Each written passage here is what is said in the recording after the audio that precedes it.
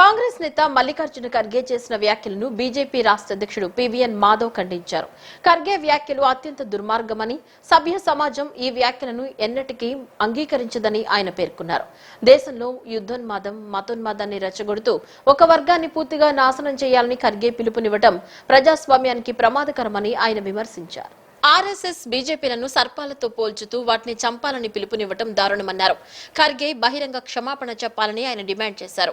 దీనిపై రాహుల్, సోనియా గాంధీ స్పందించారన్నారు. ఖర్గే ప్రజాస్వామ్యంలో ఉండడానికి అనర్హుడని మాధవ్ స్పష్టం చేశారు. ఏదైతే కాంగ్రెస్ యొక్క ముఖ్య నాయకుడు గతంలో ఆ పార్టీ సంబంధించిన అధ్యక్ష స్థానాన్ని లోక్సభలో ఆ పక్ష నాయకుడిగా వ్యవహరించిన, అపోజిషన్ లీడర్గా వ్యవహరించిన మల్లికార్జున్ ఖర్గే, అతనంత పెద్ద నాయకుడు కాంగ్రెస్లో ఎవడు లేడు.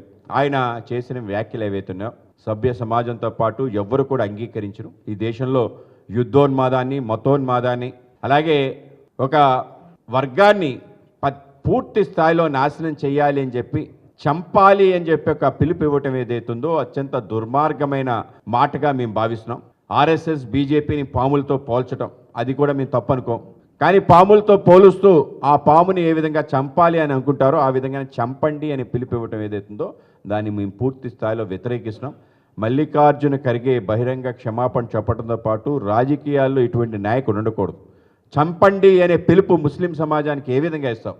ఇది విషయంలో తప్పనిసరిగా రాహుల్ గాంధీ, సోనియా గాంధీ మాట్లాడాలి. తప్పనిసరిగా ఆ పార్టీ సంబంధించిన నాయకులు మాట్లాడాలి. లేకపోతే కాంగ్రెస్ పార్టీ ఇవాళ ఈ దేశంలో ముస్లిం సమాజాన్ని, ఆర్ఎస్ఎస్ భారతీయ జనతా పార్టీ వాళ్ళని చంపండి అని పిలుపు ఇవ్వటం ఏదైతుందో దీన్ని ఎట్టి పరిస్థితుల్లో అంగీకారం కాదు. పెద్ద ఎత్తున చట్ట పరిధిలో వాళ్ళపైన శిక్షించాలి అని చెప్పి మల్లికార్జున ఖర్గే తప్పనిసరిగా శిక్షార్హుడు, ఆయన అరెస్ట్ చేయాలని కూడా మేము డిమాండ్ చేస్తున్నాం.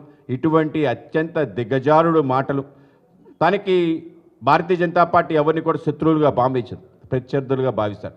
కానీ శత్రువులు నాశనం అయిపోవాలి, చచ్చిపోవాలి అని చెప్పే ఆలోచన ఏదైతుందో అది అత్యంత ప్రమాదకరం ప్రజాస్వామ్యంలో. కనుక ప్రజాస్వామ్యానికి పనికి రాడు మల్లికార్జున ఖర్గే అనే విషయాన్ని మీకు తెలియజేస్తున్నాం. 151 సీట్లతో జగన్మోహన్ రెడ్డికి అధికారాన్ని కట్టబెడితే నిలుపుకోలేకపోయారని మైలవరం ఎమ్మెల్యే వసంతకృష్ణ ప్రసాద్ అన్నారు. మనిషికి పౌష్టికాహారమైన నెయ్యి కుక్కకు పని చేయని చందాన ఆయనకు 151 సీట్లు కట్టబెడితే విడుచుకోలేక 11 సీట్లకు పరిమితమయ్యారని ఎద్దేవా చేశారు. రాజకీయాల్లో కావలసినది కపటత్వం కాదని, స్నేహశీలత ముఖ్యమని ఆయన స్పష్టం చేశారు. అధికారం ఇస్తే అభివృద్ధి చేయకుండా 3 రాజధానుల పేరిట గేమ్ ఆడారంటూ మండిపడ్డారు. చారిత్రాత్మకమైన అమరావతి పేరుని కాదని మావిగన్ అంటూ సరికొత్త మాటలు మాట్లాడుతున్నారని ధ్వజమెత్తారు. గొల్లపూడిలోని రూరల్ మండల శాఖ పార్టీ సమావేశంలో ఎమ్మెల్యే వసంత పాల్గొని ప్రసంగించారు.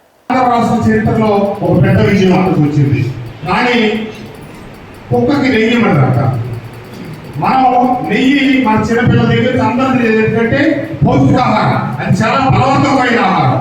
కానీ కుక్కకు మటుకు అది ఏమన్నమాట, కుక్క నెయ్యి తిందో. అట్లాగే జగన్మోహన్ రెడ్డికి 151 సీట్లు ఇచ్చి అధికారాలు కూర్చోబెడితే అది ఏమన్నా జగన్మోహన్ రెడ్డికి ఆ సీట్లు సింపి దాన్ని కొరికి దాన్ని కలిసి చుట్టుపక్కల అవసరం ఆ రీతిన అతను అభాసపాలయ్యి 151 మధ్యలో 5 వచ్చి అటువంటి వెళ్ళి 11 రెడ్డి అయిపోయాడు. ఎప్పుడు గుర్తుపెట్టుకోండి, రాజకీయాల్లో మనకు కావాల్సింది కపటత్వం కాదు, సహజత్వం. మనం మనస్ఫూర్తిగా ఉంటాం. మీ గ్రామాల్లో లేదా రకరకాల సమస్యల మీద మీ దగ్గరకు వస్తూ ఉంటారు. పంపు కావాలనో లేదా ఇంకోటి రాబోయే, ఎందుకంటే మీరు చూశారు కదా మావిగన్ అని చెప్పి ఒక కొత్త నాటకానికి దారి తీశాడు. పిచ్చోడు తెస్తే మంచోడు ఎవడైనా నా పేరు చెప్తాడా? హైదరాబాద్ అంటే ఒక చారిత్రాత్మకమైన పేరు, భాగ్యనగరం హైదరాబాద్ పేరు మీద హైదరాబాద్ నిర్మితమైంది. అట్లాగే చన్నపట్నం అది చెన్నై అయింది. అట్లాగే బొంబాయి దానికి ఒక చారిత్రాత్మక నేపథ్యం, ఒక గౌరవపరమైన మావిగన్ అంట. అదేదో మలయాళ సినిమాలో ఇంకేదో సినిమా తీసినట్టు తప్పితే ఇది అతను భారతదేశంలో కాశ్మీర్ నుంచి కన్యాకుమారి దాకా ఉన్న ప్రతి జాతీయ పార్టీ, ప్రాంతీయ పార్టీ అన్ని ఆంధ్రప్రదేశ్ అన్యాయం జరిగింది, ఆంధ్రప్రదేశ్ కి శాశ్వత రాజధాని అవసరం అని చెప్పి పార్లమెంట్ లో బిల్లును ఆమోదిస్తే ఈ బిల్లుని సమర్థించని ఏకైక పార్టీ వైఎస్ఆర్ కాంగ్రెస్ పార్టీ. పార్లమెంట్లో ప్రవేశపెట్టిన నారీ శక్తి వందన్ అధినియం మహిళా రిజర్వేషన్ బిల్లు దేశ చరిత్రలో ఒక గొప్ప అడుగని బీజేపీ రాష్ట్ర అధ్యక్షుడు పివిఎన్ మాధవ్ అభివర్ణించారు. ఎన్నో అడ్డంకులు అధిగమించి ప్రధాని మోదీ ఉభయ సభల్లో 99.9% మద్దతుతో ఈ బిల్లును ఆమోదించారని ఆయన స్పష్టం చేశారు. దేవగౌడ, మన్మోహన్ సింగ్ ప్రభుత్వాలు ఈ బిల్లును ప్రవేశపెట్టినా కాంగ్రెస్ పార్టీకి చిత్తశుద్ధి లేకపోవడం, కుట్రలు చేయడం వల్ల ఈ బిల్లును ఆమోదించలేకపోయారని ఆయన విమర్శించారు. బీజేపీ రాష్ట్ర కార్యాలయంలో ఏర్పాటు చేసిన విలేకరుల సమావేశంలో పార్టీ రాష్ట్ర అధ్యక్షుడు పివిఎన్ మాధవ్ మాట్లాడుతూ 2029 ఎన్నికల్లో మహిళా రిజర్వేషన్లను పూర్తి స్థాయిలో అమలు చేయడమే తమ లక్ష్యమన్నారు. బిల్లులోని క్లాసులకు సంబంధించి సవరణలను 2029 కల్లా పూర్తి చేస్తామన్నారు. 16, 17, 18 తేదీల్లో జరిగే పార్లమెంటు ప్రత్యేక సమావేశాల్లో ఈ అంశంపై చర్యలు తీసుకుంటారని ఆయన వివరించారు. ఈ విజయాన్ని ప్రజల్లోకి తీసుకెళ్లేందుకు విజయవాడ, విశాఖపట్నం, రాజమండ్రి, తిరుపతి నగరాల్లో బహిరంగ సభలు, మహిళా ర్యాలీలు నిర్వహించనున్నట్లు వివరించారు. ఈ బిల్లుకు మద్దతుగా సంతకాల సేకరణ, మిస్డ్ కాల్ ద్వారా ప్రజా మద్దతు కూడగట్టుతున్నట్లుగా తెలిపారు. కలిసి వచ్చే పార్టీలతో కలిసి రాజకీయాలకు అతీతంగా మహిళా సాధికారతను ముందుకు తీసుకువెళతామన్నారు. నారీ వందన్ అధినియం అని చెప్పి సెప్టెంబర్ 2023లో మహిళా బిల్లు తీసుకురావటం ఒక చారిత్రాత్మక సంఘటన. కొత్త పార్లమెంట్లో ఒక కొత్త ఒరవడి సృష్టిస్తూ తొలి అడుగుగా మహిళా రిజర్వేషన్ తీసుకురావడం ఏదైతుందో ఆ రోజు దేశం, ప్రపంచం యావత్తు కూడా వీస్తుపోయింది. ఎందుకంటే మహిళలకి సమ ప్రాధాన్యత ఇవ్వాలి అని చెప్పి ఆలోచన చేసే పాశ్చాత్య దేశాలన్నీ కూడా వాళ్ళ యొక్క రాజ్యాంగాల్లో మహిళా హక్కుని, మహిళా ఓటింగ్ హక్కులు 1967లో అమెరికాలో ఇవ్వటం జరిగింది. యూరోపియన్ దేశాలు కూడా చాలా లేటుగా ఇవ్వటం జరిగింది. కానీ భారతదేశం మొదటి నుంచి మహిళలకి సరైన ప్రాధాన్యత ఆయన ఇతిహాసాల్లో, అలాగే మన చరిత్రలో, మన వాంగ్మయంలో ఇవ్వటం, దాన్నే నిజం చేస్తూ స్వతంత్ర పోరాటంలో కూడా అనేక మంది మహిళా మణులు పోరాటం చేశారు. ఆ విధంగా ప్రాధాన్యత ఇస్తూ రావటం జరిగింది.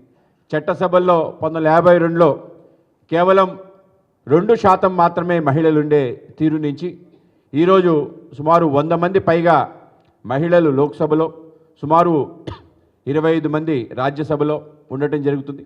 100 మంది పైగా ఉండే ఈ యొక్క మహిళల యొక్క శక్తిని మరింత పెంచాలి అనే ఆలోచనతో 1996లో ఈ దేశంలో ఆ రోజుండే ప్రధానమంత్రి దేవగౌడ నేతృత్వంలో మనం మహిళా బిల్లును తీసుకురావడం జరిగింది. ఆ రోజు అది కూడా చారిత్రాత్మక నిర్ణయం. This constitutional change for women reservation bill of 1/3 into the parliament as well as the assembly legislations in the state. This is a transformative change అని కూడా చెప్పుకోవచ్చును. భారతదేశానికి ఒక నూతన భారతదేశం ఏర్పడుతుంది. మహిళా రిప్రజెంటేషన్ ఎప్పుడు కూడా మన భారతదేశంలో బలంగా ఉంటుంది. అంటే ఈరోజు కాదు, మనం ఇంతకు ముందు కూడా, అంటే మనం పూర్వం చూసినట్లయితే బ్రిటిష్ కాలం నుంచి ఝాన్సీ లక్ష్మీబాయి, అదేవిధంగా వేలు నాచియర్, అహల్యాబాయి హోల్కర్, మన ఉమ్మడి రాష్ట్రం ఉన్నటువంటి రాణి రుద్రమదేవి, ఇట్లాంటి వాళ్ళందరూ కూడా మనకు ఏ విధంగా పోరాడినారు, ఆ కాలంలోనే ఆ విధంగా పోరాడినటువంటి వీరనారుల్ని మనమంతా ఒక స్ఫూర్తిగా తీసుకొని ఈరోజు ఈ ఉమెన్ రిజర్వేషన్ బిల్ భారతదేశంలో అమలు చేసుకుంటున్నందుకు అందరూ కూడా సంతోషిస్తున్నాం. ఫర్ ద పాస్ట్ 1 decade అనేక సంక్షేమ పథకాలు మహిళల కోసం ప్రవేశపెడుతూ ఈరోజు ఈ యొక్క బిల్ను పాస్ చేయడం జరిగింది. అంటే కృష్ణా జిల్లా ఉంగుటూరు మండలం కొయ్యగురపాడు గ్రామంలో ఓ ప్రైవేట్ కార్యక్రమానికి హాజరై తిరిగి వెళుతున్న సమయంలో గన్నవరం నియోజకవర్గ శాసనసభ్యులు యార్లగడ్డ వెంకట్రావుని మార్గమధ్యంలో రైతు కూలీలను కలుసుకున్నారు. ఈ సందర్భంగా వారితో ఆప్యాయంగా మాట్లాడి వారి సమస్యలు తెలుసుకున్నారు. రైతు కూలీలు గ్యాస్ సరఫరా విషయంలో ఇబ్బందులు ఎదుర్కొంటున్నారని తెలియజేయడంతో వెంటనే స్పందించిన ఎమ్మెల్యే తహసీల్దార్కు ఫోన్ చేసి సమస్యను తక్షణమే పరిష్కరించాలని ఆదేశించారు. తమ సమస్యలను తెలియజేసిన వెంటనే చర్యలు తీసుకున్న ఎమ్మెల్యే పట్ల రైతు కూలీలు హర్షం వ్యక్తం చేశారు. ఈ సందర్భంగా వారితో ఆప్యాయంగా మాట్లాడి వారి సమస్యలను తెలుసుకున్నారు. రైతు కూలీలు గ్యాస్ సరఫరా విషయంలో ఇబ్బందులు ఎదుర్కొంటున్నారని తెలియజేయడంతో వెంటనే స్పందించిన ఎమ్మెల్యే తహసీల్దార్కు ఫోన్ చేసి సమస్యను తక్షణమే పరిష్కరించాలని ఆదేశించారు.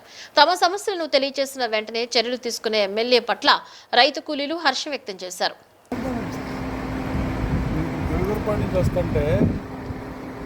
రైతులు రైతు కూలీలు ఆపారు.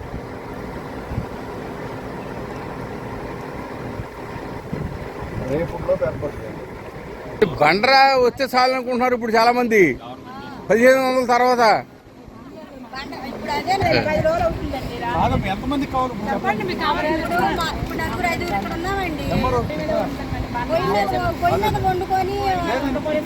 మొత్తం వింటున్నారా? సార్ మిమ్మల్ని కలవాలని అంటే నేను ఎదురొచ్చే ముందు. అవునా? ఆ.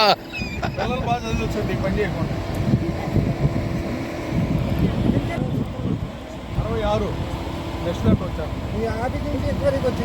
బులెటిన్లో షార్ట్ బ్రేక్.